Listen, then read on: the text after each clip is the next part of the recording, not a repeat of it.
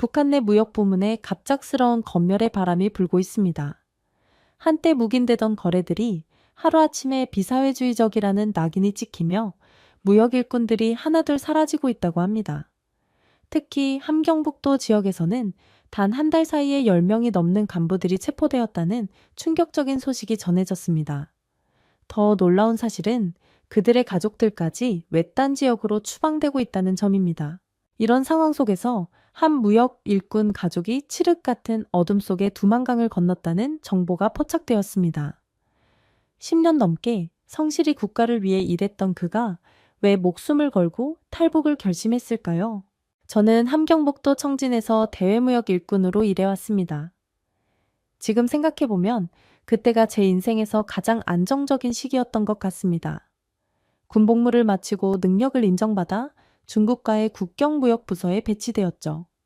처음에는 단순한 문서 작업만 했지만 점차 중요한 거래를 맡게 되었습니다.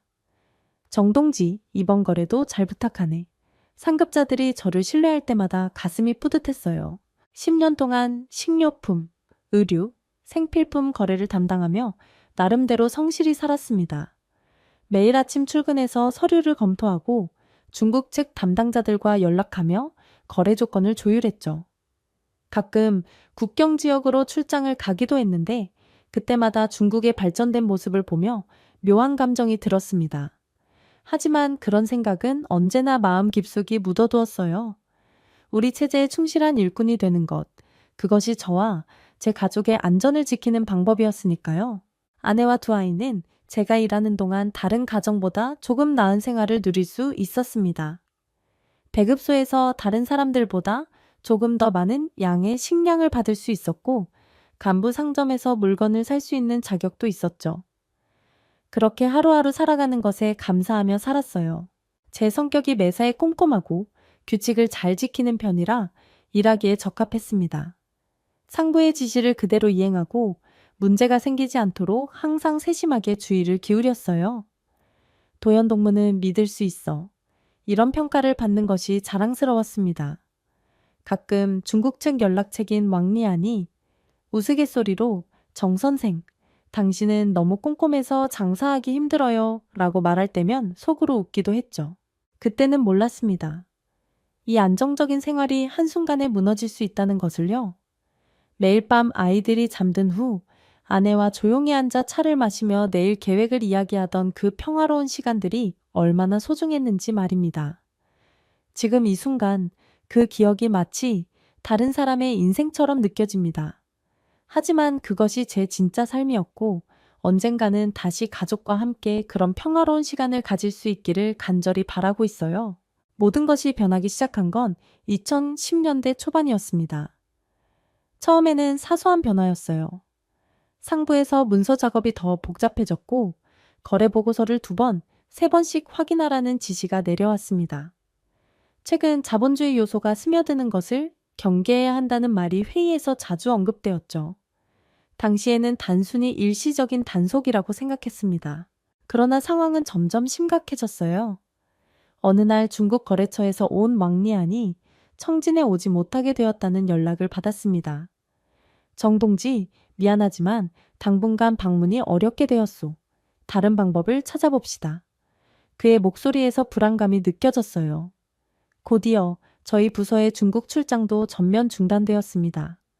매일 새로운 지침이 내려왔고 예전에는 문제없던 거래 방식들이 이제는 비사회주의적이라며 지적받기 시작했죠. 어느 날 사무실에 낯선 사람이 나타났습니다. 김성국이라는 국가안전보위부 소속 감시원이었어요. 그는 웃으며 말했지만 그의 눈빛은 차갑게 느껴졌습니다. 정도현 동무, 앞으로 자주 뵙겠소.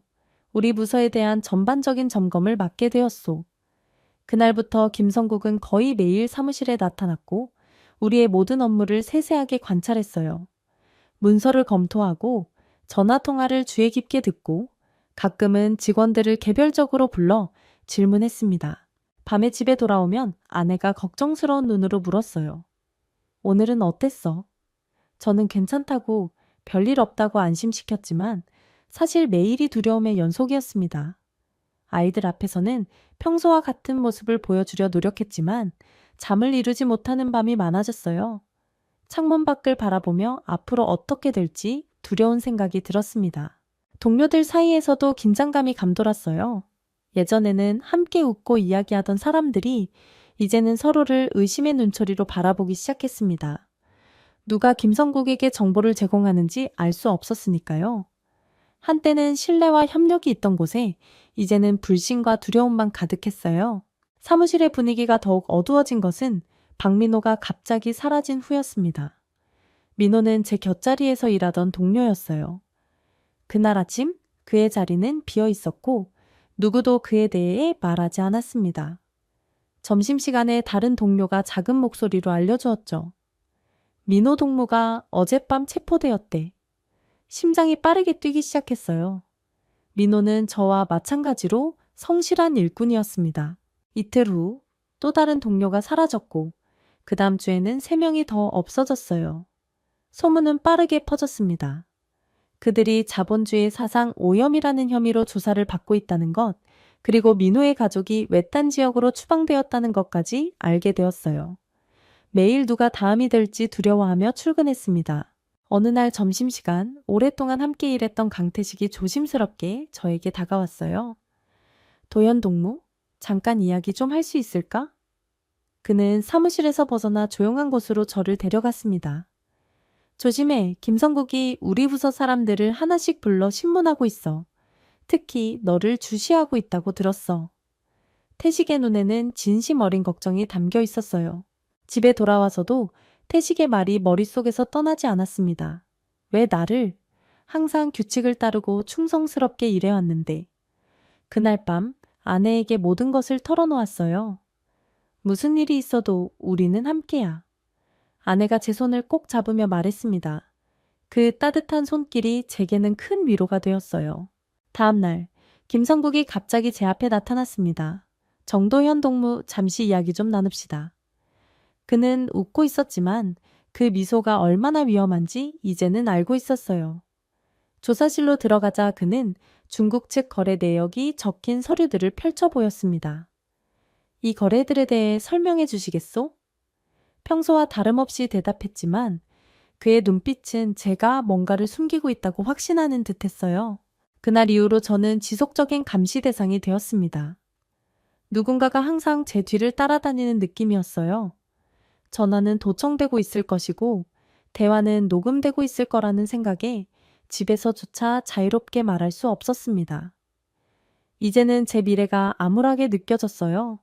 모든 것이 서서히 무너져가고 있었습니다.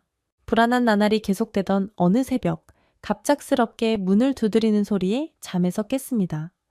문을 열자마자 검은 제복을 입은 사람들이 집 안으로 들이닥쳤어요. 정도현, 자본주의 사상오염 혐의로 신문을 받아야 합니다. 그들의 차가운 목소리가 지금도 귓가에 맴돕니다. 아내와 아이들이 공포에 질린 얼굴로 지켜보는 가운데 저는 끌려나갔어요. 구류소는 냉기가 가득했습니다. 좁은 방에 갇혀 며칠 동안 끊임없는 신문을 받았어요. 중국 측과 불법 거래를 했지? 왕리안에게서 받은 자본주의 선전물은 어디 있는가? 하루에도 수십 번씩 같은 질문이 반복되었습니다. 아무리 사실이 아니라고 해명해도 그들은 믿으려 하지 않았어요. 잠도 제대로 못 자고 식사도 거의 하지 못한 채로 저는 점점 지쳐갔습니다. 신문이 계속될수록 그들이 원하는 것이 무엇인지 깨달았어요. 제가 오랫동안 성실히 일해온 모든 성과를 부정하고 저를 외부 세력과 내통한 반역자로 만들고 싶어 했습니다. 가장 고통스러웠던 건 저희 집이 철저히 수색을 당했다는 소식이었어요. 외화로 산 몇 가지 물건들과 중국에서 온 선물들이 모두 불법 물품으로 압수되었다고 합니다. 열흘 후 갑자기 저는 풀려났습니다. 하지만 그것은 자유가 아니었어요. 제 직책은 박탈되었고 탄광으로 재배치되었다는 통보를 받았습니다. 집에 돌아왔을 때 아내와 아이들의 모습은 저를 더욱 괴롭게 했어요. 아내는 여위어 있었고 아이들은 학교에서 사상 불순분자의 자식이라고 놀림받았다고 했습니다. 우리 가족이 하루아침에 사회적 지위를 모두 잃은 거였어요. 탄광에서의 생활은 상상했던 것보다 더 가혹했습니다. 매일 새벽부터 깊은 갱도에서 석탄을 캐는 일은 육체적으로도 힘들었지만 정신적 고통이 더 컸어요. 한때 존경받던 무역 일꾼에서 이제는 아무도도 눈길 주지 않는 평범한 노동자로 전락했습니다. 하지만 그보다 더 괴로운 건 가족들이 겪는 고통이었어요. 배급량은 줄어들었고 다른 사람들의 시선은 냉담해졌습니다. 밤마다 저는 이 상황에서 어떻게 벗어날 수 있을지 고민했어요. 북한에서는 이제 우리 가족에게 미래가 없다는 것이 분명해졌습니다. 어둠 속에서 저는 결단을 내려야 했어요. 가족을 위해, 우리의 생존을 위해 지금까지와는 전혀 다른 선택을 해야 했습니다. 탄광에서의 생활이 석 달째 이어질 무렵 특별한 인연을 만났습니다. 이준혁이라는 사람이었어요. 그도 저처럼 예전에는 무역 부문에서 일했던 사람이었습니다. 우리는 휴식 시간에 가끔 이야기를 나누게 되었어요. 도연 씨, 당신도 내 처지와 비슷하군요. 준혁의 말투에는 깊은 공감이 담겨 있었습니다. 어느 날 그는 조심스럽게 중국 이야기를 꺼냈어요. 저기 혹시 다른 길을 생각해 본 적 있나요? 처음에는 그 말의 의미를 이해하지 못했지만 곧 그가 무엇을 말하려는 건지 깨달았습니다. 너무 위험한 대화였기에 처음에는 경계했어요. 하지만 시간이 지나면서 그를 신뢰하게 되었고 그는 조금씩 중국으로 가는 방법에 대해 알려주었습니다. 두만강 근처에 아는 사람이 있어요. 그가 도움을 줄 수 있을 거예요. 준혁은 속삭였죠. 사실 몇 년 전 제가 무역 일꾼으로 일할 때 준혁이 어려움에 처했을 때 도움을 준 적이 있었습니다. 그게 인연이 되어 지금 그가 저에게 탈북의 길을 알려주는 것이었어요. 그날 밤 아내와 진지한 대화를 나눴습니다. 우리가 이대로 살 수 있을까? 아내의 눈에는 두려움과 결이 함께 보였어요. 우리는 밤새 이야기했습니다. 탈북은 목숨을 걸어야 하는 결정이었어요. 하지만 이대로 계속 살아간다면 아이들의 미래는 없을 것이라는 점도 분명했죠. 아내가 먼저 말했습니다. 함께 가요. 가족이 흩어지면 안 돼. 그녀의 말에 처음에는 놀랐지만 이내 그것이 최선이라는 데 동의했어요. 아이들과도 조심스럽게 이야기했습니다. 큰아이는 14살, 작은아이는 11살이었어요. 우리는 새로운 곳으로 가야 해. 아주 위험하고 어려운 여행이 될 거야. 하지만 함께라면 할 수 있어. 아이들의 눈에는 두려움이 있었지만 그들도 학교에서 겪는 차별과 고통을 알고 있었기에 묵묵히 고개를 끄덕였습니다. 다음 몇 주 동안 준혁의 도움으로 탈북 계획을 세웠어요. 그는 국경 지역의 경비 상황, 강을 건너는 방법, 중국에서 처음에 도움을 받을 수 있는 사람들에 대한 정보를 알려주었습니다. 모든 것이 너무 위험했지만 이제 돌아갈 수 없는 강을 건너고 있다는 느낌이 들었어요. 마침내 그날이 왔습니다. 칠흑 같은 어둠 속에서 우리 가족은 집을 떠났어요. 최소한의 짐만 챙겼습니다. 아이들에게는 소리내지 않도록 단단히 일러두었어요. 두만강까지는 여러 날이 걸렸습니다. 낮에는 숨어 있다가 밤에만 이동했어요. 준혁이 알려준 대로 특정 지점에서 브로커를 만났습니다. 경비가 느슨한 지점으로 안내해드리겠습니다. 그가 속삭였어요. 강가에 도착했을 때 건너편의 중국 땅이 어렴풋이 보였습니다. 아내는 아이들의 손을 꼭 잡고 있었고 저는 가장 어린 아이를 등에 업었어요. 그때 제 머릿속에는 한 가지 생각뿐이었습니다. 이제 돌아갈 수 없다. 두만강을 건너는 순간은 제 인생에서 가장 두렵고 긴장된 시간이었습니다. 물은 생각보다 차갑고 깊었어요. 숨을 제대로 쉬기도 힘들었지만 뒤돌아볼 수는 없었습니다. 아이들이 얼마나 용감했는지 지금도 가슴이 뭉클해집니다. 작은 아이가 물을 무서워했지만 단 한 번의 울음소리도 내지 않았어요. 마침내 중국 땅을 밟았을 때 안도감과 함께 새로운 두려움이 밀려왔습니다. 이제부터 우리는 모두 불법 체류자였으니까요. 브로커의 안내로 인적이 드문 산길을 따라 몇 시간을 걸었습니다. 새벽녘 조선족이 많이 사는 작은 마을에 도착했어요. 그곳에서 장명호라는 사람을 만났습니다. 명호는 제가 무역일꾼 시절 종종 거래했던 조선족 상인이었어요. 정 선생, 이런 상황에서 다시 만나게 될 줄은 몰랐소. 그의 표정에는 놀라움과 동정심이 함께 담겨 있었습니다. 명호의 도움으로 저희 가족은 그의 헛간에 임시 거처를 마련했어요. 그곳에서 숨어 지내며 중국 생활에 적응하기 시작했습니다. 가장 어려웠던 것은 항상 두려움 속에 살아야 한다는 점이었어요. 밖에 나갈 때마다 공안에 발각될까봐 가슴이 쿵쾅거렸습니다. 중국어를 전혀 몰랐기 때문에 의사소통도 큰 문제였어요. 명호는 친척이 운영하는 작은 공장에서 일할 수 있게 도와주었습니다. 불법 체류자라는 걸 아니까 월급은 적을 거요. 그래도 먹고 살 수는 있을 거요.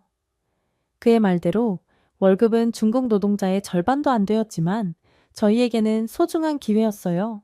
아내도 함께 일했고 아이들은 집에 머물러야 했습니다. 외출은 너무 위험했으니까요. 작은 방에서 네 식구가 함께 지내는 생활은 결코 쉽지 않았어요. 특히 아이들에게는 더욱 힘들었습니다. 학교도 다닐 수 없고 친구도 사귈 수 없었으니까요. 하지만 우리는 서로를 의지하며 버텼습니다. 저녁이면 저희가 아는 한국 동화책을 읽어주거나 간단한 수학과 과학을 가르쳤어요. 이렇게라도 공부해야 나중에 한국에 가서 따라갈 수 있어. 아내는 늘 아이들에게 희망을 잃지 말라고 격려했습니다. 6개월이 지났을 무렵 어느 날 명호가 급히 저를 찾아왔어요. 이 지역에 단속이 강화되고 있어. 더 이상 여기 있는 건 위험할 거요.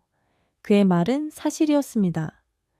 최근 들어 공안의 검문이 잦아지고 불법 체류자 단속이 강화되었다는 소문이 돌았어요. 몇몇 탈북자들이 체포되어 북한으로 강제 송환되었다는 이야기도 들렸습니다. 명호는 저희 가족에게 한국행을 제안했어요. 중국에 계속 있는 건 너무 위험하오. 한국으로 가는 게 좋을 것 같소. 처음에는 망설였습니다. 한국은 너무 멀게 느껴졌고 그곳까지 가는 과정도 위험하기 때문이었어요. 하지만 현실을 직시해야 했습니다. 중국에서는 언제까지나 숨어 살아야 했고 아이들의 미래도 보장할 수 없었어요. 가족의 의견을 물었더니 모두가 한국행에 동의했습니다. 새 출발을 하자. 아내의 말에 우리 모두 고개를 끄덕였어요. 한국으로 가는 여정은 생각보다 훨씬 복잡하고 위험했습니다. 명호는 저희 가족을 신뢰할 수 있는 브로커와 연결해 주었어요. 이분은 많은 탈북자들을 안전하게 한국으로 보냈소. 비용이 좀 들겠지만 믿을 만하오. 저는 6개월 동안 모은 돈 대부분을 브로커에게 지불했습니다. 그것이 새 삶을 위한 투자라고 생각했어요. 여정은 중국 남부 지역부터 시작되었습니다. 브로커가 준비한 가짜 신분증을 가지고 기차를 타고 남쪽으로 이동했어요. 매 순간이 긴장의 연속이었습니다. 기차 안에서 검표원이 다가올 때마다 심장이 멎을 것 같았어요. 특히 아이들이 실수로 말을 할까봐 걱정이 되었습니다. 다행히 준비한 신분증으로 무사히 통과할 수 있었지만 매번 식은땀이 흘렀습니다. 중국 남부에 도착한 후 우리는 짐을 최소화하고 베트남 국경을 향해 출발했어요. 국경 지역은 감시가 삼엄했기 때문에 밤중에 산길을 통해 국경을 넘었습니다. 그곳에서 다른 탈북자들과 합류했어요. 총 6가족이 같은 목적지를 향해 가고 있었습니다. 서로의 이름도 제대로 알지 못했지만 같은 처지에 있다는 것만으로도 위안이 되었어요. 베트남에 도착한 후 우리는 임시 거처에서 며칠을 머물렀습니다. 브로커는 다음 행선지인 태국으로 가는 방법을 준비했어요. 태국에 도착하면 한국 대사관에 가야 해요. 그곳에서 보호를 요청하세요. 그의 지시는 분명했지만 실행하기는 쉽지 않았습니다. 베트남에서의 어느 날 예상치 못한 위기가 닥쳤어요. 우리가 머물던 거처 근처에서 경찰의 단속이 시작되었습니다. 모두 숨어. 브로커의 급한 외침과 함께 우리는 뿔뿔이 흩어졌어요. 저는 아내와 아이들의 손을 꼭 잡고 숲속으로 도망쳤습니다. 작은 아이가 겁에 질려 울려고 했지만 아내가 재빨리 아이의 입을 가렸어요. 밤새 숨어 있다가 다음날 새로운 집결 장소로 이동했습니다. 다행히 우리 가족은 무사했지만 다른 2가족이 체포되었다는 소식을 들었어요. 그들의 운명이 어떻게 될지 생각하니 가슴이 아팠습니다. 마침내 태국으로 넘어가는 데 성공했고 방콕의 한국 대사관에 도착했어요. 대사관 문을 두드리는 순간 지난 몇 개월간의 긴장이 한꺼번에 풀리는 듯했습니다. 북한 이탈 주민입니다. 도움을 요청합니다. 이 말을 하는 순간 눈물이 왈칵 쏟아졌어요. 대사관 직원들은 친절하게 우리 가족을 맞아주었습니다. 이제 안전합니다. 걱정하지 마세요. 그 말이 얼마나 큰 위안이 되었는지 모릅니다. 처음으로 안전하다고 느껴지는 순간이었어요. 대사관에서 며칠을 머문 후 한국으로 향하는 비행기에 탑승했습니다. 비행기 창문으로 구름 위의 풍경을 보면서 이것이 꿈인지 현실인지 분간이 되지 않았어요. 아이들은 처음 타보는 비행기에 신이 났지만 저와 아내는 여전히 긴장을 풀 수 없었습니다. 정말 우리가 새로운 삶을 시작할 수 있을까? 앞으로 어떤 어려움이 기다리고 있을까? 이런 생각들이 머릿속을 맴돌았어요. 인천공항에 도착했을 때 저는 완전히 다른 세계에 온 느낌이었습니다. 공항의 크기와 현대적인 시설에 압도되어 말을 잃었어요. 국정원 직원들이 우리 가족을 맞이해 조사와 적응 교육을 위한 시설로 안내했습니다. 앞으로 몇 개월 동안 여기서 지내게 될 겁니다. 그들의 설명대로 우리는 이곳에서 한국 사회에 대한 기본적인 지식과 적응 방법을 배우기 시작했어요. 국정원에서의 조사는 생각보다 부담스럽지 않았습니다. 그들은 우리 가족의 북한에서의 생활, 탈북 과정, 중국에서의 경험에 대해 자세히 물었어요. 처음에는 그들을 경계했지만 점차 그들이 우리를 도우려 한다는 것을 이해하게 되었습니다. 여러분의 이야기를 통해 북한의 현실을 더 잘 이해할 수 있습니다. 솔직하게 말씀해 주세요. 그들의 진심 어린 태도에 저도 마음을 열게 되었어요. 조사가 끝난 후 우리 가족은 하나원으로 이동했습니다. 하나원은 북한 이탈 주민들이 한국 사회에 적응하도록 돕는 시설이었어요. 그곳에서 우리는 한국의 경제 시스템, 법률, 일상생활, 취업 준비 등 다양한 교육을 받았습니다. 아이들도 학교에 다니기 시작했어요. 처음으로 컴퓨터를 사용해보고 인터넷을 경험했습니다. 와, 이런 세상이 있었다니. 모든 것이 신기하고 놀라웠어요. 하나원 생활 3개월을 마치고 우리 가족은 서울 근교의 작은 아파트로 이사했습니다. 정부에서 제공하는 정착금과 주거 지원 덕분에 기본적인 생활은 가능했어요. 하지만 모든 것이 낯설고 어려웠습니다. 지하철을 타는 법부터 은행 계좌를 사용하는 법까지 배워야 할 것들이 너무 많았어요. 왜 이렇게 복잡한 거지? 처음에는 자주 좌절감을 느꼈습니다. 아이들은 놀랍게도 빠르게 적응했어요. 학교에 들어간 지 몇 개월 만에 한국 친구들도 사귀고 한국어도 더 자연스럽게 구사하기 시작했습니다. 특히 큰아이는 컴퓨터에 관심이 많아 방과 후 컴퓨터 교실에 다니기 시작했어요. 아빠, 이거 정말 재밌어요. 아이의 눈이 반짝이는 모습을 보며 우리의 결정이 옳았다는 확신이 들었습니다. 아내도 자신의 길을 찾아가기 시작했어요. 봉제 공장에서 일을 시작했는데 비록 힘들었지만 성실함을 인정받아 점차 인정받았습니다. 여기서는 열심히 일하면 그만큼 대우해줘요. 아내의 말에 저도 용기를 얻었어요. 취업은 더 큰 과제였습니다. 하나원에서 추천해준 중소기업에 지원했지만 면접에서 번번이 떨어졌어요. 죄송합니다만 우리 회사에서는 컴퓨터 사용이 필수입니다. 한국어 문서 작성 능력이 부족해 보입니다. 이런 피드백을 들을 때마다 자존감이 떨어졌습니다. 북한에서의 경험과 지식은 여기서 거의 인정받지 못했어요. 하지만 포기하지 않았습니다. 밤마다 컴퓨터 학원에 다니며 기본적인 프로그램 사용법을 배우고 한국어 문서 작성 연습을 했어요. 하나원에서 만난 다른 탈북민들과도 정보를 공유하며 서로를 격려했습니다. 우리 모두 처음에는 힘들었어. 하지만 조금씩 나아질 거야. 그들의 말처럼 조금씩 상황이 나아지기 시작했어요.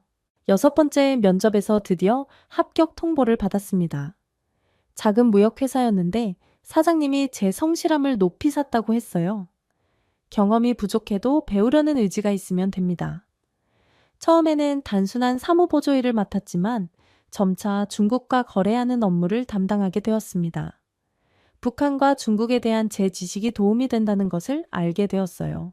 일을 시작하고 약 1년 후 우리 가족은 좀 더 넓은 아파트로 이사할 수 있었습니다. 생활이 안정되면서 마음의 여유도 생겼어요. 주말이면 아이들과 함께 서울의 명소들을 방문하기도 했고 때로는 자전거를 타러 한강공원에 가기도 했습니다. 아빠, 여기 정말 좋아요. 아이들의 행복한 웃음소리를 들을 때마다 모든 고난을 이겨낸 보람을 느꼈어요. 3년이 지나 저는 작은 무역 회사를 시작했습니다. 중국과 한국 사이의 무역을 돕는 일이었어요. 처음에는 매우 작은 규모였지만 성실함과 신뢰를 바탕으로 조금씩 성장해 나갔습니다. 직원도 2명을 고용할 수 있게 되었어요. 둘 다 저처럼 탈북민이었습니다. 우리 같은 사람들에게 기회를 주고 싶었어요.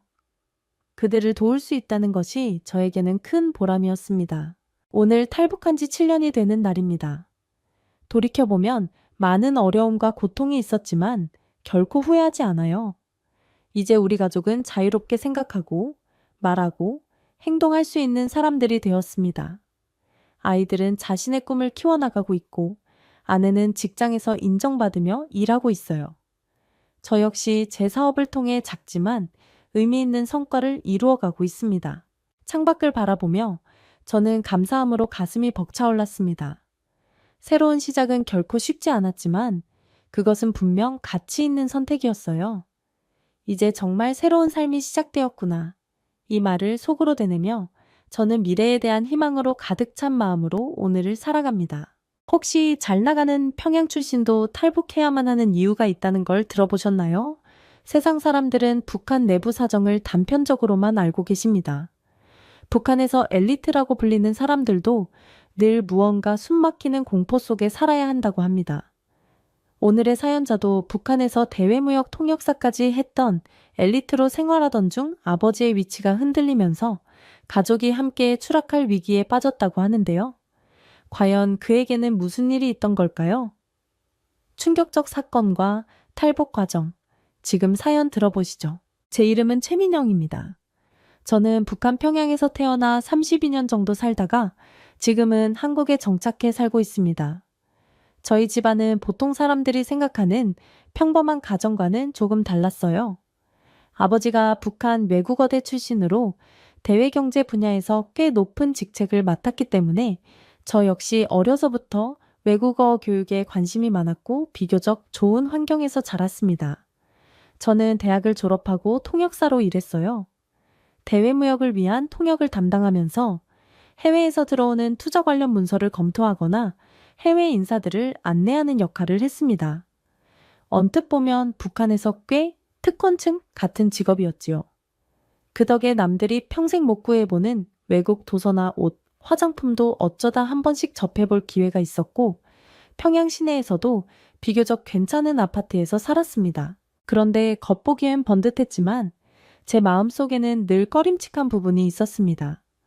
대외무역과 관련된 일은 나라에 엄청난 이득을 가져다 준다고 선전하면서도 실제로는 지극히 일부 고위층만 그 혜택을 누린다는 걸 곁에서 똑똑히 보았기 때문이에요. 제가 통역하며 알고 지낸 외국 바이어들이나 사업가들은 마치 북한의 노동자들이 충분히 임금을 받는 것처럼 인식했지만 실제로는 절대 그렇지 않았습니다. 제가 봐도 터무니없이 적은 월급만 주어지고 그 차액은 온갖 명목으로 간부들의 호주머니에 들어가더군요. 처음엔 이게 당연한 체제의 일부인 줄 알았지만 해외 인사들과 직접 얘기를 해보니 저희가 배운 선전 내용이나 당의 지시와는 다른 이야기가 있다는 걸 깨닫게 됐습니다.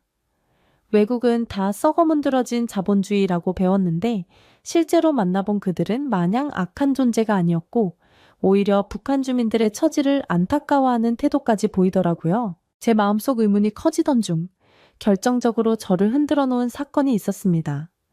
어느 날 스페인에서 온 비즈니스맨이 평양 시내를 둘러보면서 도대체 일반 사람들은 어떻게 살기에 거리에 차가 별로 없느냐, 또 왜 이렇게 전기가 자주 나가느냐라며 저에게 물은 적이 있었어요. 저는 당국이 정해준 대답을 앵무새처럼 반복해야 했습니다. 우리나라는 에너지를 절약하고 환경을 지키기 위해 정부 차원에서 전기를 통제합니다. 차량도 그만큼 효율적으로 운영하지요. 하면서요.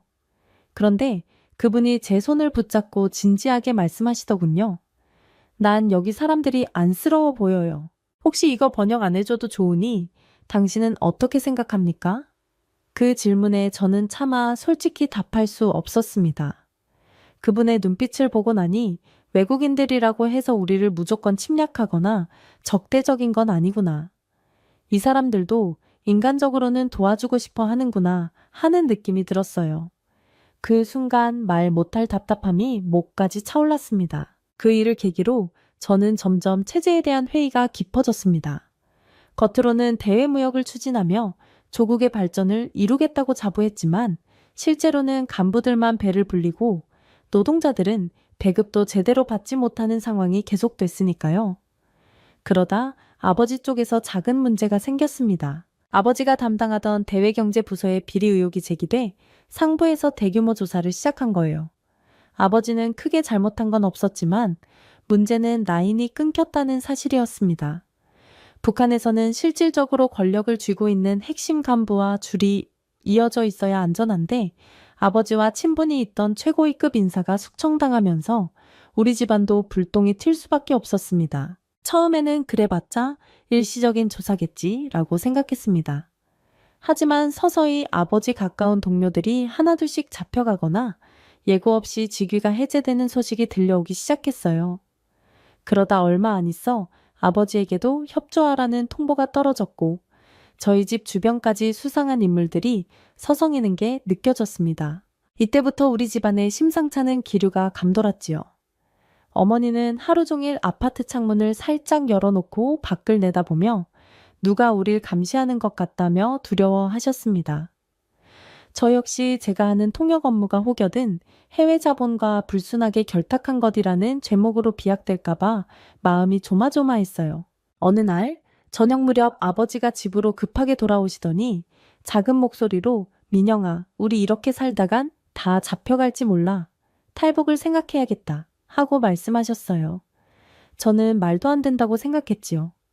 제 직업 자체가 해외 사업가들과 어깨를 나란히 하며 일하는 소위 북한 내부에서도 잘 나가는 코스라 여겨졌기에 굳이 탈북을 해야 할 이유가 없다는 생각이 컸습니다. 하지만 아버지의 표정을 보니 이미 결심이 선 듯했어요. 우리가 밑바닥까지 떨어지기 전에 빨리 움직여야 한다. 나도 언제 조사가 본격화될지 모르니 너부터 얼른 국경 쪽으로 가 있어라. 아버지는 이런 식으로 말씀하시면서도 구체적인 계획까지 세워놓으신 것 같았습니다. 아마도 오랫동안 대외경제 일을 하셨기에 국경 쪽에 브로커나 연줄이 조금이라도 있었던 모양입니다. 저는 한편으론 너무 두려웠습니다. 아버지, 탈북하다가 잡히면 어쩌죠? 다 같이 정치범수용소로 끌려간다던데요. 겁에 질려서 이렇게 물었더니 아버지는 가만히 있어도 결과는 뻔하다. 차라리 목숨 걸고 한번 뛰어보는 게 낫다. 라는 말만 남기셨습니다. 워낙 세상이 험하다는 걸 알고 있던 터라 그날 저녁 제대로 잠을 못 잤습니다. 나는 그래도 북한에서 비교적 괜찮은 대우를 받았는데 이걸 다 버리고 도망치듯이 떠난다고? 그리고 만약 탈북에 실패하면 우리 집은 어쩌지? 별의별 생각이 다 들더군요. 며칠 후 결국 계획이 구체화됐습니다. 아버지는 어머니에게 내가 중앙당국에 호출받기 전에 너희를 국경 쪽으로 보내겠다. 나는 최대한 버티다 사태를 봐서 뒤따라가마 라고 하셨어요. 아버지까지 한 번에 움직이기엔 위험 부담이 크다고 판단하신 거죠. 그래서 어머니와 저는 신분을 숨기기 위한 여행증을 구해야 했는데 이런 여행증은 제대로 된 절차를 밟을 수 없으니 돈으로 뒤를 봐주는 사람을 찾아야 했습니다. 아버지가 어떻게 구했는진 모르겠지만 일단 저와 어머니 앞으로 지방 친척집을 다녀온다는 명목의 문서를 마련해 오셨어요. 그것도 간이로 만든 가짜였지만 당장 단속 초소를 통과하는 데는 도움이 되었습니다. 기차를 탈 때부터 우리는 이미 이게 잘못되면 바로 평양에 되돌아가거나 더 심하면 체포될 수 있다고 각오를 했어요. 역 플랫폼에서 어머니는 떨리는 음성으로 민영아, 넌 잊지 마라. 혹시라도 무사히 탈북하면 꼭 아버지를 기다려드려야 해 라고 하시는데 저는 네, 알았어요 하면서도 마음이 무척 복잡했습니다. 평양역에서 북부지방으로 가는 야간 열차에 올랐는데 이 열차 상태가 굉장히 열악했어요. 창문은 틈새로 바람이 숭숭 들어오고 밤에는 칠흑같이 어두운 객실 속에서 자칫하면 소지품을 도둑 맞을 수도 있습니다. 무엇보다 단속건들이 돌아다니며 여행증을 검사했을 때 혹시라도 어설픈 가짜 증명으로 들통이 날까봐 초조했지요. 다행히 그날은 검사가 크게 철저하지 않아 저희는 무사히 통과할 수 있었습니다. 아마도 인원만 빠르게 체크하고 넘어간 모양이었어요. 저는 좌석 한 구석에서 두 눈을 질끈 감고 창밖으로 스치는 어둠을 멍하니 바라보다 겨우 잠이 들었습니다. 다음날 새벽, 국경 지역에 도착했을 때는 공기가 사뭇 달랐습니다. 평양과는 비교도 안 될 만큼 황량하고 추웠어요. 역 밖으로 나오자 브로커라는 사람이 김씨라는 가명으로 저희를 찾고 있었습니다. 왠지 수상쩍어 보여 조금 겁이 났지만 그쪽도 저희를 확실하게 알아본 뒤에야 말을 걸어왔어요. 아, 최 선생님 댁 맞습니까? 여기로 오시라요. 하고 작은 목소리로 저희를 재촉했습니다. 그 사람은 가파른 골목을 지나 허름한 시골집 뒤편으로 저희를 안내했어요. 마치 헛간처럼 보이는 그곳에 들어서자 곰팡이 냄새가 확 퍼졌습니다. 어머니는 코를 막고 쭈뼛거리시더니 이내 자신을 추슬렀습니다. 저 역시 여기가 정말 국경 근처 생활이구나 싶어 마음이 복잡했어요. 그날 밤은 유난히 길게 느껴졌습니다. 브로커 김씨가 오늘은 군인들 순찰이 많으니 도강은 못한다. 내일 새벽에 시도해야 한다. 라고 하며 술냄새 풍기는 숨을 내쉬더군요. 저는 불안한 마음에 만약 내일 들키면 어쩌죠? 여기서 평양으로 잡혀가는 거 아닌가요? 하고 물었지만 브로커는 돈을 냈으면 내 말 믿고 조용히 기다리라요. 라며 퉁명스레 대답했을 뿐입니다. 그러다 김씨가 잠시 밖으로 나갔을 때 어머니가 작게 제 손을 쥐고 민영아, 우리 꼭 살아서 넘어가자. 너는 아직 젊으니 더 많은 걸 누려야 하지 않겠니? 라며 울먹이셨어요. 그 말에 저는 엄마도 아직 기운 있으시잖아요. 꼭 같이 넘어가서 안전하게 살아요. 하고 가만히 달랬습니다. 평양에 있을 때는 이런 대화를 해본 적이 없는데 막상 생사를 건 도망길에 오르니 서로의 존재가 얼마나 소중한지 실감이 되더군요. 다음날 새벽, 하늘은 아직 새파랗지도 않고 깜깜했어요. 김씨가 지금이야 빨리 움직이자 해서 우리는 서둘러 밖으로 나섰습니다. 손전등도 제대로 없이 군데군데 꺼져 있는 가로등 불빛을 밟아가며 강가로 내려갔어요. 강 근처에는 잡초가 무성했고 군인들이 불시에 튀어나올까봐 호흡조차 고르기 힘들었습니다. 실제로 멀리서 무슨 이야기 소리라도 들리면 다들 숨을 죽였어요. 간신히 물가에 도착했더니 김씨가 고무보트 같은 걸 꺼내와 조심스럽게 강에 띄우는 거예요. 어머니 먼저 타시고 민영씨도 얼른 타요. 주변 살피는 사람들 없으니까 빨리. 저는 보트가 작아서 뒤집히지 않을까 겁났지만 그래도 안 탈 수는 없었지요. 바닥에 엎드리듯 누워서 숨을 골랐고 김씨는 노를 천천히 저으며 맞은편 강둑으로 우리를 몰래 이동시켰습니다. 그 짧은 시간이 영겁의 순간처럼 느껴졌습니다. 다른 사람들은 아마 이 강을 몇 번씩 넘어보기도 했다던데 저는 생전 처음이었으니 식은땀이 주룩 흘렀어요. 잡히면 안 된다는 절박함 때문에 물소리 하나에도 덜덜 떨렸지요. 다행히 강 건너 중국 땅에 발을 디뎠을 때 저는 거의 힘이 빠져서 제대로 일어날 수도 없었습니다. 살았다 하는 안도감이 밀려오면서도 이제부터 또 새로운 위험이 시작되는 건 아닌가 하는 두려움이 동시에 들더군요. 중국에서의 생활은 제가 북한에서 알던 그것과는 완전히 달랐습니다. 무역 업무를 했던 저도 실제로는 북한 내에서만 외국인들을 만났을 뿐 중국 현지에서 일상적으로 살아본 적은 없었거든요. 처음에는 지인의 도움으로 어느 창고처럼 생긴 곳에서 일주일 정도 숨어 지냈습니다. 공안이 수시로 검문을 나온다는 얘기를 들으니 대낮에는 움직이지도 못하고 밤에만 살짝 외출해 간단한 식량을 구했어요. 저는 언어가 조금 통했지만 표준 중국어를 능숙하게 쓰지는 못해 한두 마디 정도만 겨우 건넬 수 있었습니다. 어머니는 거의 할 줄 몰라서 어디 가도 아무 말도 못하고 식탁에 앉아 저만 바라보셨습니다. 그 모습이 너무 안타깝고 죄송스러웠어요. 게다가 탈북자라는 신분은 어디서나 약점이 됐습니다. 브로커들이 돈 더 내지 않으면 이 다음 경유지로 못 간다며 협박하기도 했고 심지어 어느 중국인 농촌 남성과 강제로 결혼시킨 뒤 돈을 받으려던 시도도 있었습니다. 다행히 저는 북한에서 통역사로 일했던 경력과 어느 정도 언어 지식이 있었기에 어떻게든 상황을 피해 나갈 수 있었어요. 또한 아버지가 미리 건네주신 달러 몇 장과 보석류 덕분에 조금 더 안정적으로 다음 경로를 알아볼 수 있었습니다. 그러나 그 과정에서 매번 뒷돈을 써야 했고 조금이라도 늑장 부리면 당신들 오늘 밤에 공안에 넘겨버리겠다 라는 식의 위협을 듣기 일쑤였어요. 제가 북한에서 가졌던 약간의 특권 의식은 완전히 무너졌습니다.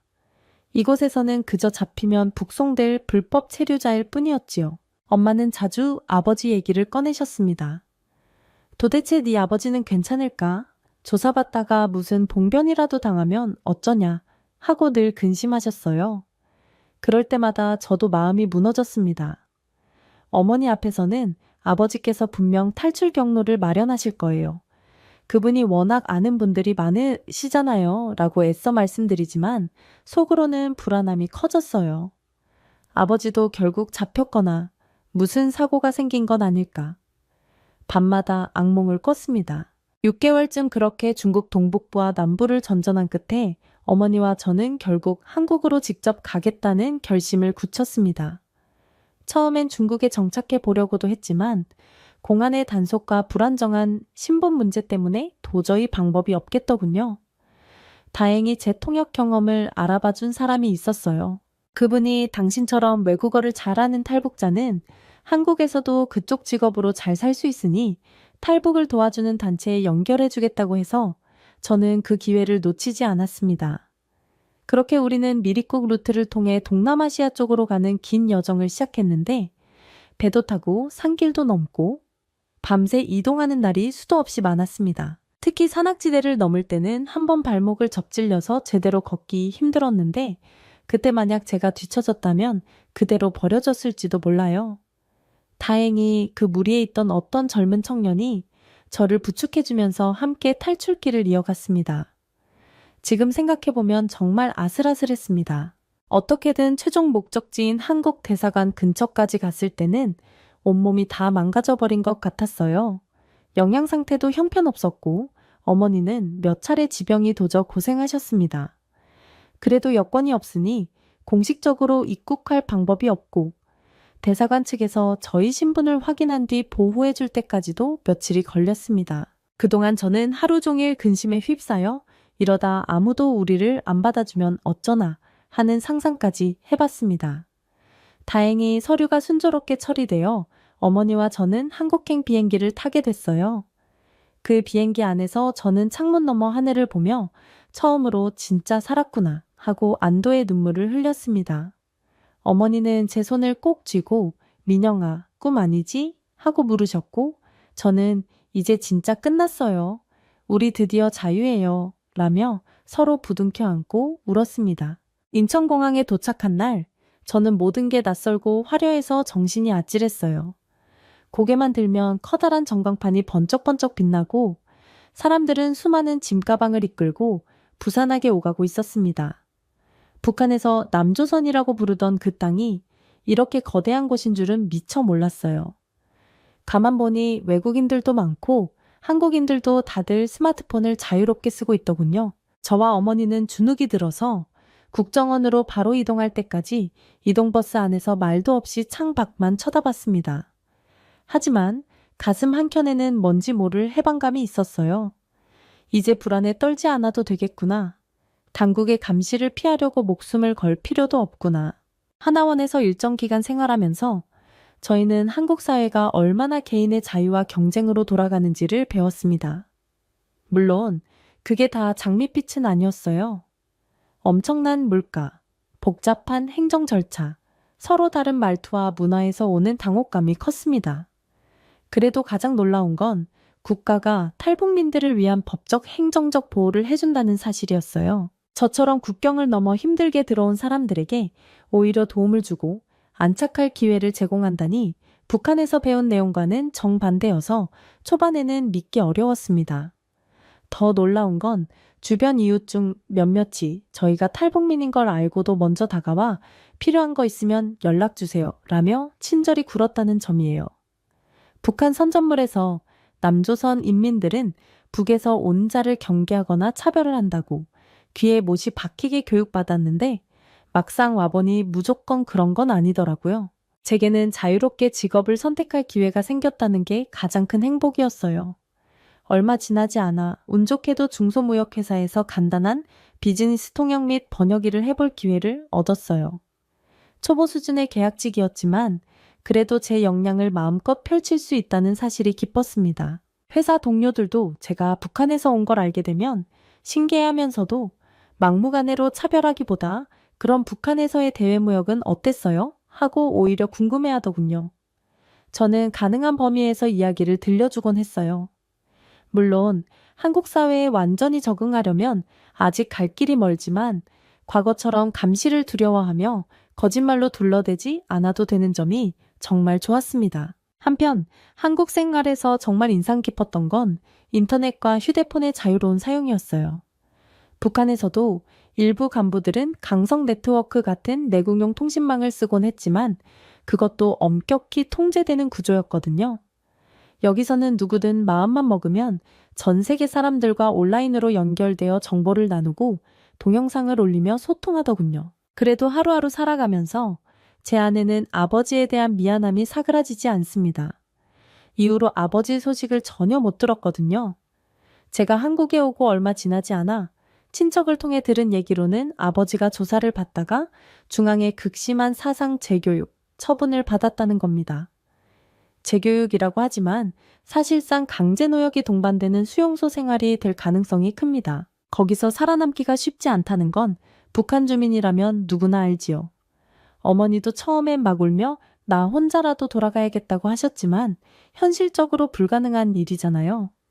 저는 가끔 한밤중에 깨어나 아버지를 떠올립니다. 아버지 혼자 남겨두고 온 게 불효가 아닐까. 이런 죄책감에 시달리기도 합니다. 그렇지만 아버지 덕분에 우리가 그래도 안전하게 나오게 된 건 사실이니 부디 아버지께서 기적처럼 살아계시길 바랄 뿐입니다. 시간이 흐르면서 저와 어머니는 조금씩 이곳에서 자리 잡기 시작했어요. 작은 임대주택에서 시작해 지금은 아파트로 옮겨 지내고 있습니다. 살림이 넉넉하진 않아도 전등 스위치를 켜면 언제든지 불이 켜지고 전기가 끊길 걱정 없이 살 수 있다는 건 너무 감사한 일이에요. 어머니도 처음엔 한국 가게에 가면 정신을 못 차리셨어요. 물건 종류가 워낙 다양하고 가격도 천차만별이니까 무엇을 사야 할지 감이 안 잡히셨대요. 그런데 요즘은 오히려 저보다 쇼핑 정보를 더 빠르게 입수하셔서 그 동네에 마트 세일하더라 가서 뭐 좀 사오자 하고 능숙하게 말하십니다. 가끔은 어머니와 길거리 포장마차에서 분식을 사 먹는데 북한에서 보던 음식과는 또 다르고 가격도 만만찮지만 내 돈을 쓰는 보람이 정말 달아요. 무엇보다 제가 직접 번 돈으로 사 먹는 음식이라 그런지 더 값지게 느껴집니다. 한국에서 제 또래를 만나 얘기해보면 다들 취업 스트레스나 경쟁, 주택 문제 등으로 힘들어하긴 해요. 제가 보기에도 치열한 사회임은 분명합니다. 그래도 최소한 굶어 죽을 걱정을 하진 않고 각자 노력한 만큼 어느 정도의 결실을 볼 수 있다는 게 북한과는 비교할 수 없을 만큼 자유롭고 공정하다고 느껴집니다. 예를 들어 북한에서는 성분이 좋지 않으면 아무리 머리가 뛰어나고 의욕이 있어도 출신 성분 때문에 대학 진학부터 막히는 일이 흔하잖아요. 하지만 여기서는 그런 부분보다는 개인 역량을 보는 분위기가 확실히 강하더군요. 물론 제가 아직 이 사회의 모든 면을 다 이해했다고 말할 수는 없지만 기본적으로 스스로 노력하면 인생을 바꿀 수도 있다는 믿음이 존재한다는 점은 정말 큰 차이 같아요. 가끔은 저와 같은 탈북민들, 특히 저처럼 북한에서 대외 업무를 했던 친구들과 모여 술 한잔 기울일 때가 있습니다. 그럴 때면 다들 비슷한 이야기를 해요. 초기에 우리가 북한에서 누리던 특권을 내려놓고 왜 이렇게 힘든 길을 택했나 후회도 됐지만 막상 와서 보니 이게 사람 사는 세상이더라. 지금이 훨씬 행복하다. 그러면서 웃기도 하고 때로는 남아있는 가족 생각에 울기도 합니다. 서로의 사연에 공감하고 때로는 서로 잔을 부딪히며 말하곤 해요. 진짜 우리 모두 언젠가 통일이 되면 저기 평양거리도 자유롭게 오갈 수 있으면 좋겠다. 그날이 오면 꼭 다 함께 손잡고 가보자 라고요. 물론 먼 미래일지 모르지만 사람은 희망을 품고 사는 존재라 하지 않습니까? 저 역시 작은 바람이 있다면 언젠가 아버지와도 다시 만나 그 이야기들을 차분히 주고받고 싶습니다. 이렇게 긴 이야기를 털어놓는 건 저도 처음이에요. 누가 보면 그냥 한 번에 술술 잘 풀렸네 라고 생각할 수도 있지만 사실 그 속에는 수많은 공포와 고통이 있었습니다.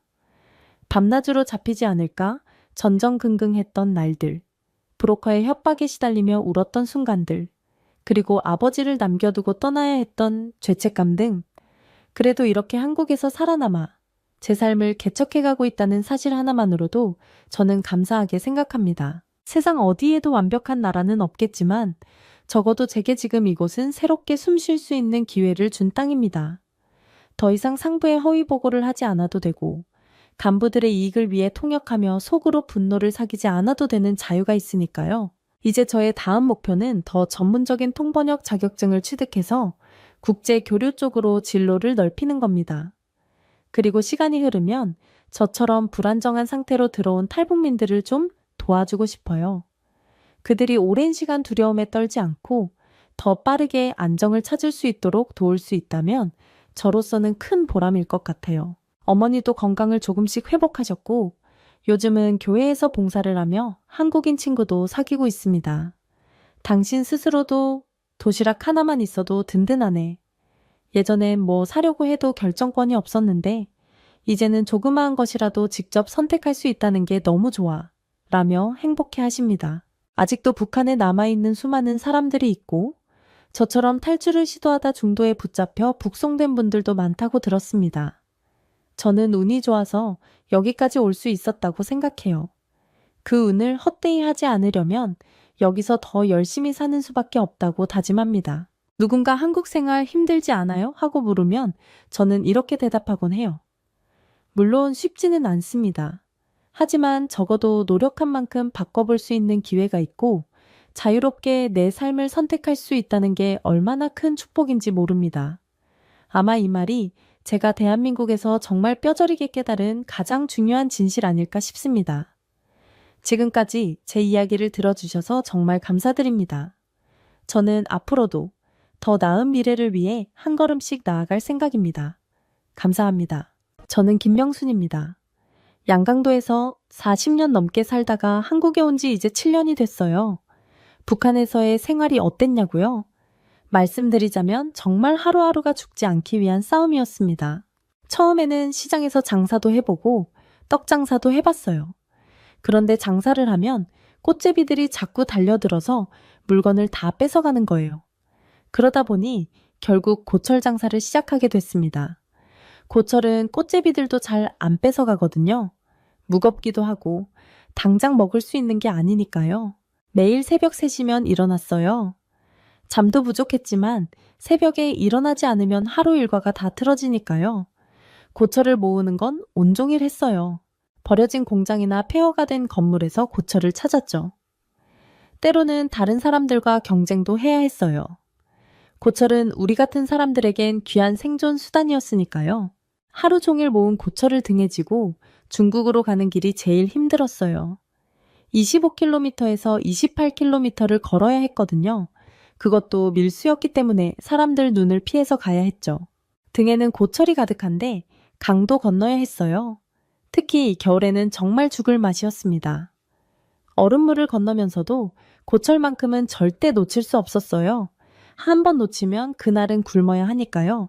중국에 도착해서 고철을 팔면 쌀을 살 수 있었어요. 보통 고철 한 짐으로 3kg에서 5kg 정도의 쌀을 받았는데 그마저도 그대로 먹지는 못했어요. 그 쌀을 다시 팔아서 옥수수 가루나 대두박을 사야 했거든요. 쌀 5kg를 팔면 대두박은 7, 8kg 정도 살 수 있었어요. 양이라도 더 많이 사서 최대한 오래 버텨야 했으니까요. 대두박이란 건 원래 짐승 먹이에요. 콩에서 기름을 짜고 남은 찌꺼기인데 그게 제일 쌌어요. 처음에는 구역질이 나고 못 먹을 것 같았는데 배고픔이 무서워서 먹게 되더라고요. 옥수수 가루도 보통은 돼지 먹이용이었는데 그래도 대두박보다는 좀 나았죠. 전기는 거의 없었어요. 1년에 5일 정도 빼고는 전기가 안 들어왔으니까 360일을 어둠 속에서 살았다고 보면 됩니다. 밤에는 촛불도 아끼느라 거의 안 켰어요. 해가 지면 그냥 잠을 청했죠. 겨울에는 더 힘들었어요. 난방도 안 되고 그나마 있는 이불이라도 겹겹이 덮고 자야 했죠. 물은 정말 고역이었어요. 우리 아파트는 1층만 겨우 수돗물이 나왔는데 그것도 시간이 정해져 있었어요. 다들 물을 받으려고 새벽부터 줄을 섰죠. 그래서 대부분은 압록강에 가서 물을 길어왔어요. 낮에는 흙탕물이라 못 길어요. 새벽 1~2시쯤 되면 물이 좀 맑아져서 그때를 노려서 물을 길어왔죠. 겨울에는 물동이가 얼어서 더 힘들었어요. 물을 길어오면서 얼음이 얼기 전에 빨리 집에 도착해야 했거든요. 한 번은 군인들을 만나서 물을 다 뺏긴 적도 있어요. 그래서 그 다음부터는 더 이른 새벽에 더 조심스럽게 다녔죠. 양동이 2개를 들고 다녔는데 무거워서 온 몸이 아팠어요. 하지만 물은 하루라도 없으면 안 되는 거라 매일매일 이 고생을 해야 했죠. 가끔 비가 많이 오는 날이면 빗물이라도 받았어요. 그나마 빗물은 흙탕물보다는 깨끗했거든요. 그렇게 매일 생존을 위해 싸우면서도 우리를 더 고통스럽게 했던 건 정권의 실상이었어요. 김정은이가 정권을 잡고 나서부터는 상황이 더 나빠졌습니다. 처음에는 기대를 했어요. 김정은이가 어려서부터 해외에서 공부도 하고 자본주의를 접해봤다고 하니까 뭔가 달라지지 않을까 했거든요. 스위스에서 공부했다는 소리도 있었고 밖의 세상을 봤으니 우리 주민들의 생활도 좀 나아지지 않을까 기대했죠. 하지만 정반대였어요. 오히려 더 강압적으로 변했습니다. 제가 생각하기에는 김정은이가 해외 생활을 해봤기 때문에 주민들에게 자유를 주면 자기 체제가 무너질 거라는 걸 더 잘 알았던 것 같아요. 그래서 더 강하게 통제를 한 거죠.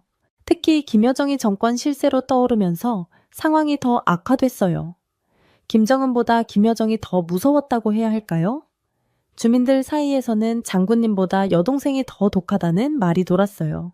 시장 단속도 더 심해졌고 국경 통제도 더 빡빡해졌죠. 휴대폰 단속이나 한국 물건 단속은 말할 것도 없었어요. 가장 화가 났던 건 주민들이 굶어 죽어가는데도 핵무기 개발에만 신경 쓴다는 거였어요. 거리에는 꽃제비들이 넘쳐났고 영양실조로 쓰러지는 사람들이 많았는데도 텔레비전에서는 매일같이 핵미사일 발사 성공 소식만 떠들어댔어요. 심지어 우리 동네에서는 하루에 2~3명씩 굶어 죽는 일도 있었어요. 2016년도만 해도 94년 고난의 행군 때보다 더 많은 사람들이 굶어 죽었다고 봐요. 그런데도 정권에서는 강성대국이니 핵 보유국이니 하면서 허세만 부렸죠. 농사를 지어도 편히 지을 수가 없었어요. 제가 직접 1000평 정도의 땅을 경작했는데 군인들이 수시로 와서 농작물을 가져갔어요. 김정일 시대에는 그래도 성군 정치라고 해서 군대가 우선이란 명분이라도 있었는데 김정은 들어서는 그냥 무조건 뺏어가기만 했어요. 한 번은 옥수수가 한창 익어갈 때였어요. 군인들이 와서 그냥 다 베어갔어요. 항의할 수도 없었죠. 군인들은 성군 정치다 라면서 주인이 있든 말든 그냥 가져갔어요. 보리도 심었는데 그것도 다 뺏겼어요. 껍질도 제대로 벗기지 못한 채 가져가니까 우리는 남은 이삭을 주워서 손으로 일일이 까먹어야 했죠. 더 어이없었던 건 선전 방식이었어요. TV에서는 우리 인민들은 행복하다. 세상에서 제일 좋은 나라? 라는 소리만 했어요. 실제로는 사람들이 굶어 죽어가고 있는데 말이에요. 시장에 가보면 늙은이고 어린이고 할 것 없이 쓰러져 있어요. 오늘 죽을지 내일 죽을지 모르는 사람들이 길거리에 널브러져 있었죠. 그런데도 매일 아침 방송에서는 위대한 김정은 동지께서 하면서 찬양가만 나왔어요. 우리 배고픈 건 다 미국 때문이라고 했죠. 제재 때문에 어쩔 수 없다면서 그래서 핵무기가 더 필요하다고 선전했어요. 주민들은 굶어 죽어가는데 미사일 만드는 돈은 항상 있었어요. 군대들도 똑같이 고생했어요. 군인들이 밤에 몰래 와서 민가의 음식물 쓰레기통을 뒤지는 걸 여러 번 봤어요. 돼지 먹이라고 내놓은 음식물 찌꺼기를 군인들이 와서 먹고 가는 거였죠. 그런데도 TV에서는 강군인이 뭐니 하면서 군대 자랑만 했어요. 이런 실상을 숨기기 위해 북한은 주민들을 철저히 세뇌시켰어요. 제가 북한에 있을 때는 한국 드라마를 보면서도 전혀 믿지를 못했거든요. TV에 나오는 서울의 밤거리, 수많은 자동차들, 번화가의 불빛들, 전부 가짜라고 생각했어요. 당시에는 진짜 그렇게 믿었어요. 저렇게 차가 많은 것처럼 보여주려고 촬영한 거다. 저런 불빛들은 잠깐 켜놓고 찍은 거다. 이런 식으로요. 심지어 한국의 아파트나 집들도 다 세트장이라고 생각했어요. 그게 당연했어요. 우리는 어려서부터 그렇게 배웠으니까요. 한국 물건을 파는 것도 정말 위험했어요. 시장에서 한국 물건을 팔다가 들키면 모든 물건을 몰수당하고 공개적으로 불태웠어요. 제가 직접 목격한 적이 있는데 경찰들이 시장의 모든 상인들을 모아놓고 한국 물건들을 쌓아놓고 불을 질렀어요.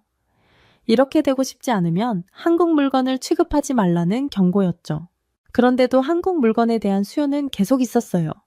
한국 물건은 중국 물건보다 품질이 훨씬 좋았거든요. 그래서 몰래 판매가 이뤄졌죠.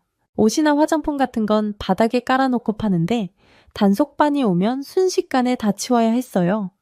우리끼리는 다 알았어요. 어떤 게 한국 물건인지, 어디서 파는지. 한국으로 탈북하다가 잡힌 사람들의 가족들은 더 심한 감시를 받았어요. 저희 아들도 라오스에서 잡혀서 북송됐는데 그 뒤로 우리 가족은 계속 감시를 당했어요. 아들 면회도 제대로 못하게 하더니 나중에는 어디로 보냈는지 소식도 모르게 됐어요. 당국에서는 한국에 가면 장기를 적출당한다. 기자회견하고 죽인다는 식의 공포심을 심었어요. 젊은 사람들은 그런 말을 안 믿었지만 나이 든 사람들은 많이 믿었어요. 저도 처음에는 그 말을 믿었어요. 그래서 동생이 한국에 가자고 했을 때도 처음에는 완강히 거부했었죠. 북한에서는 모든 실패를 미국 탓으로 돌렸어요. 식량이 부족한 것도, 전기가 안 들어오는 것도, 물이 안 나오는 것도 전부 미제국주의자들의 제재 때문이라고 했죠. TV에서는 매일같이 미제국주의자들의 제재와 봉쇄 책동으로 우리 인민이 고생하고 있다는 식의 선전을 했어요. 그러면서 핵무기는 계속 만들었죠. 주민들한테는 미국의 위협 때문에 핵무기가 필요하다고 했어요. 핵무기만 있으면 미국이 못 건드린다. 우리도 당당한 핵보유국이 됐다면서요. 배고픈 건 제재 때문이라면서 그 제재를 초래한 핵 개발은 계속하는 거였어요. 심지어 자연재해도 미국 탓으로 돌렸어요. 홍수가 나면 미제가 인공강 우로 수해를 일으켰다. 가뭄이 들면 미제의 기상무기 때문이라고 했어요. 우리가 농사 지은 것도 제대로 거두지 못하고 군대가 다 가져가도 그건 미제의 봉쇄 때문에 어쩔 수 없다고 했죠. 주민들 사이에서는 한국 드라마가 은밀히 돌았어요. USB에 담아서 몰래 보는 거죠. 보다가 걸리면 큰일 났지만 그래도 젊은 사람들은 많이 봤어요. 한국 생활이 저렇게 좋을 리가 없다고 생각하면서도 한편으로는 정말일까 하는 의구심이 들었죠. 하지만 감히 그런 생각을 입 밖으로 내지는 못했어요. 특히 강조했던 게 한국은 미군의 식민지라는 거였어요. 남조선에는 미군이 주인이다. 한국 사람들은 다 미군의 노예로 산다는 식으로요. 지금 생각하면 우스운 일이지만 그때는 그게 사실이라고 믿었어요. 우리가 얼마나 세뇌당했었는지 지금 와서 보면 정말 놀라울 따름이에요. 그런데 실제로 한국에 와보니 우리가 얼마나 속았었는지 바로 알 수 있었어요. 제가 한국에 올 때는 태국을 거쳐서 왔는데 비행기를 타고 인천으로 들어오는 순간을 절대 잊을 수 없어요. 밤 11시쯤 비행기를 탔는데 제가 창가 자리였어요. 비행기를 처음 타보는 거라 무서웠지만 한국에 간다는 설렘에 잠도 안 왔어요. 옆자리 사람들은 다들 졸고 있었는데 저는 계속 창밖만 내다봤죠. 한국 영공에 들어섰을 때 그 불빛들이 얼마나 장관이었는지 몰라요. 처음에는 불이 난 줄 알았어요. 새벽인데 왜 저렇게 불이 환하게 켜져 있나 싶었거든요. 북한에서는 밤이 되면 온 나라가 캄캄해지는데 한국은 밤이나 낮이나 불빛이 끊이지 않는 거예요. 옆자리 사람을 깨워서 저기 불났어요? 라고 물어볼 정도였어요. 비행기가 낮게 떴을 때는 도로변에 가로등이 줄지어 있는 게 보였어요. 북한에서는 평양 김일성 광장 주변이나 몇 군데 빼고는 가로등 자체가 없거든요. 그런데 여기는 시골 길까지 밝게 비춰져 있는 거예요. 진짜 우리가 알던 한국이 맞나 싶을 정도였죠. 인천공항에 도착했을 때는 더 큰 충격을 받았어요. 비행기에서 내려서 처음 본 게 에스컬레이터였는데 처음에는 어떻게 타야 할지 몰라서 망설였어요. 다른 사람들 따라 타긴 했는데 중간에 너무 무서워서 손잡이를 꽉 잡고 있었죠. 엘리베이터도 신기했어요. 북한에서는 평양의 몇몇 호텔이나 고층 건물 빼고는 엘리베이터가 없어요. 있어도 전기가 없어서 작동을 안 하죠. 그런데 여기는 사람이 타면 자동으로 문이 열리고 닫히고 버튼만 누르면 원하는 층으로 데려다 주는 거예요. 공항이 얼마나 깨끗하던지. 화장실에 들어갔을 때는 거울을 보고 놀랐어요. 너무 반짝반짝해서요. 북한에서는 공동 화장실을 써야 했는데 여기는 개인 칸마다 휴지도 있고 물도 잘 내려가고 비누로 손도 씻을 수 있고 핸드드라이어로 손도 말릴 수 있고 이런 게 공짜라는 게 믿기지 않았어요. 국정원 직원들도 너무 친절했어요. 국정원 직원이 다가와서 대한민국에 오신 걸 환영합니다. 오시느냐고 고생하셨습니다. 북한에서는 상상도 못할 일이에요. 거기서는 공무원들이 주민들한테 반말만 하고 무시하듯 대하거든요. 그런데 여기 직원들은 모두 웃으면서 잘 따라오세요. 이쪽으로 가시면 됩니다. 이러면서 친절하게 안내해 주는 거예요. 수화물 찾는 것도 신기했어요. 컨베이어 벨트에서 짐이 빙글빙글 돌아 나오는 걸 보고 한참을 구경했죠. 북한이었으면 짐이 다 없어졌을 텐데 여기는 자기 짐을 찾아가는 게 너무나 당연한 일이더라고요.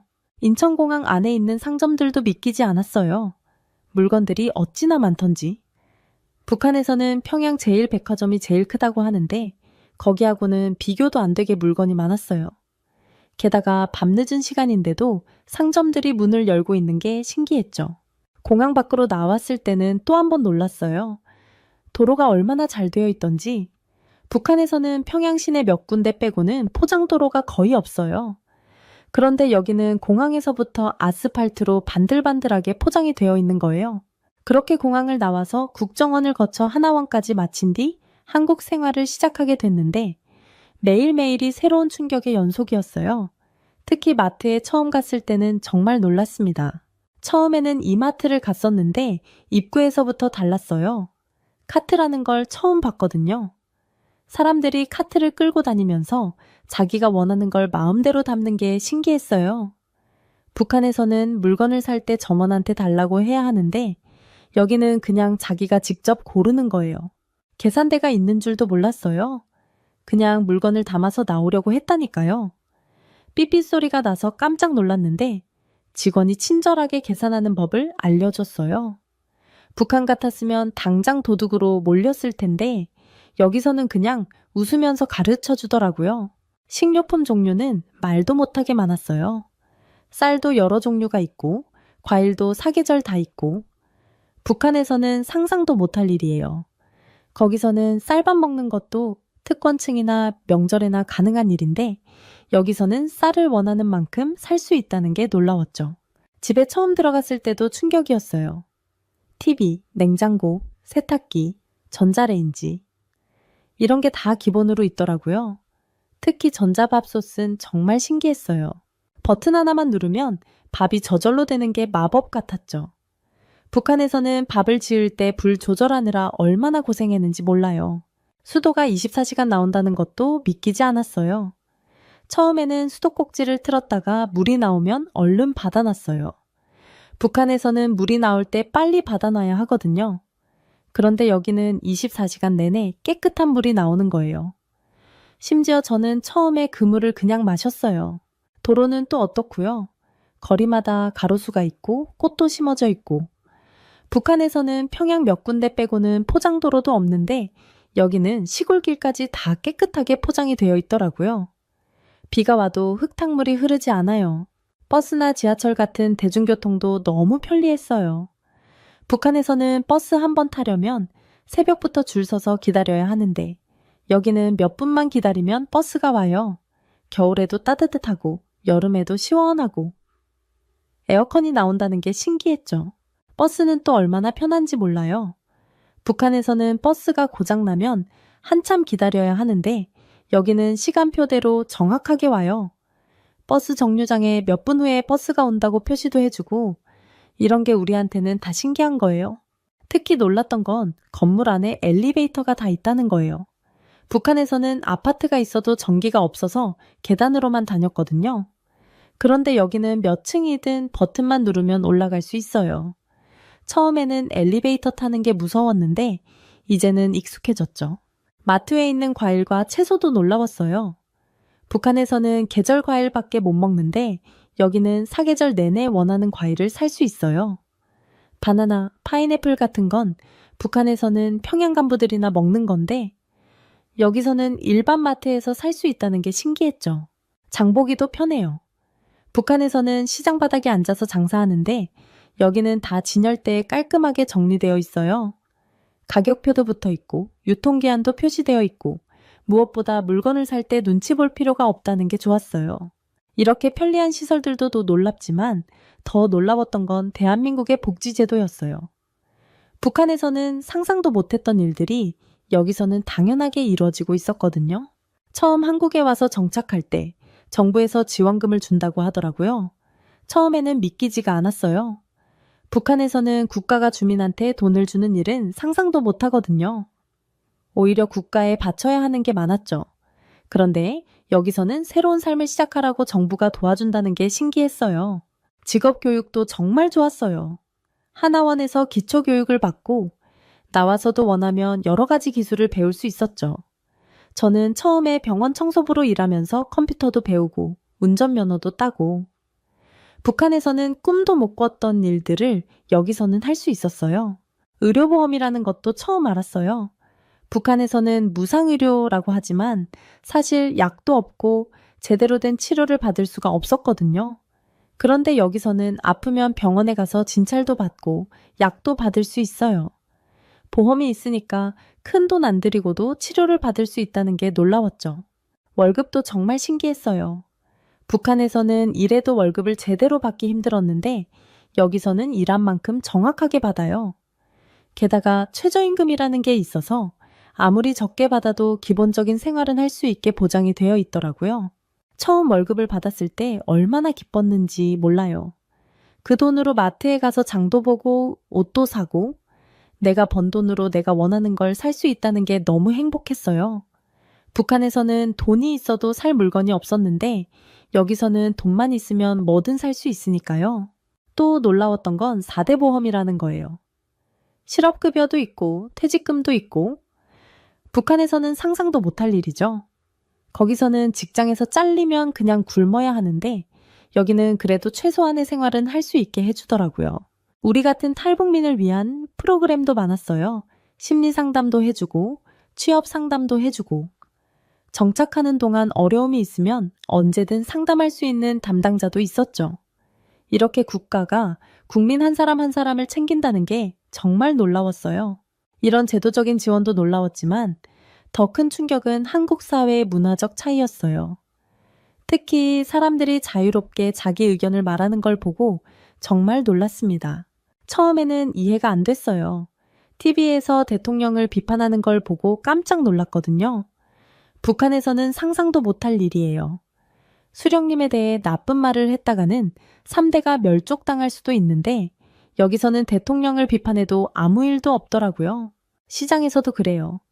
북한에서는 물건값을 깎으려고 해도 조심스럽게 해야 하는데 여기서는 사람들이 자기 의견을 당당하게 말해요. 이건 비싸다. 품질이 안 좋다. 이런 말을 거리낌 없이 하는 게 신기했어요. 또 놀라웠던 건 개인의 선택을 존중한다는 거예요. 직업을 고를 때도, 결혼할 때도, 심지어 머리 모양을 바꿀 때도 자기가 결정할 수 있어요. 북한에서는 옷차림이나 머리 모양까지 단속을 하는데 여기서는 그런 게 없어요. 예를 들어 제가 처음 미용실에 갔을 때였어요. 미용사가 어떤 스타일로 하고 싶으세요? 라고 물어보더라고요.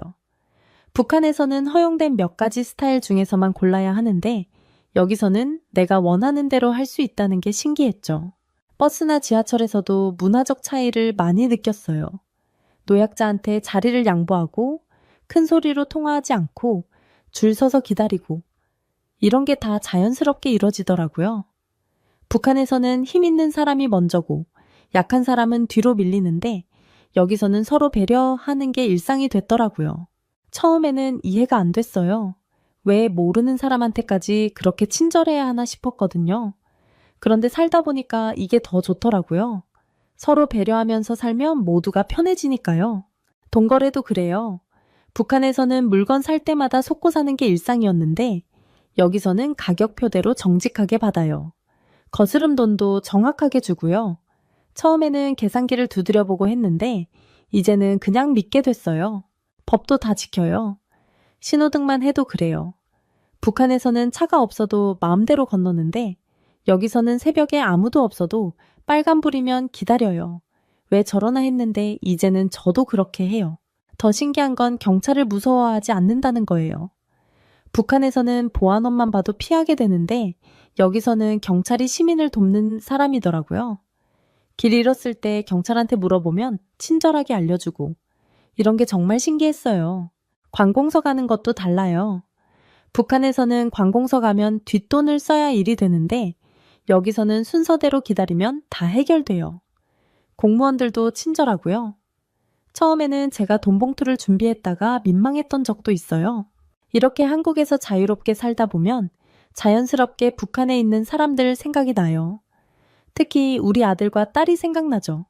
한국에서 이렇게 좋은 곳에서 살고 있는데 우리 자식들은 아직도 그곳에서 고생하고 있을 거란 생각을 하면 가슴이 미어져요. 북한 주민들도 자유를 원한다는 걸 저는 잘 알아요. 겉으로는 표현을 못할 뿐이지 속으로는 다들 더 나은 삶을 꿈꾸고 있거든요. 저도 북한에 있을 때는 말도 못하고 살았지만 늘 자유롭게 살고 싶다는 생각을 했었어요.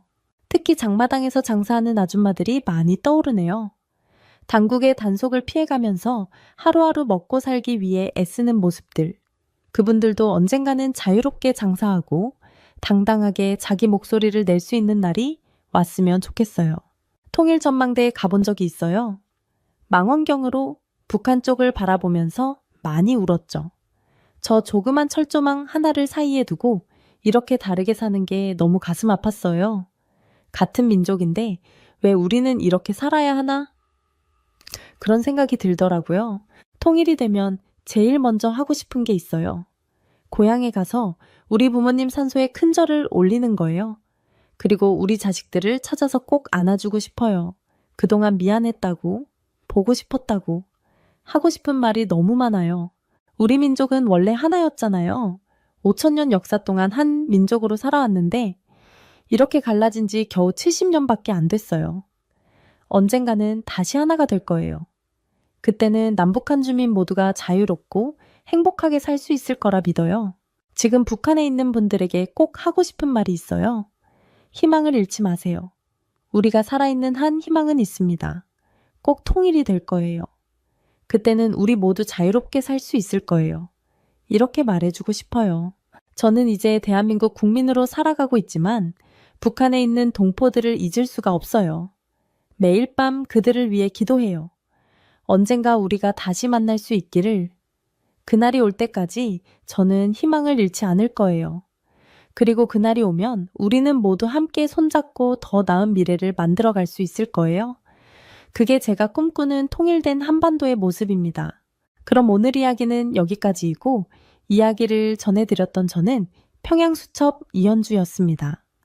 구독과 좋아요는 저희 평양수첩에 아주 큰 힘이 된답니다. 그럼 감사합니다.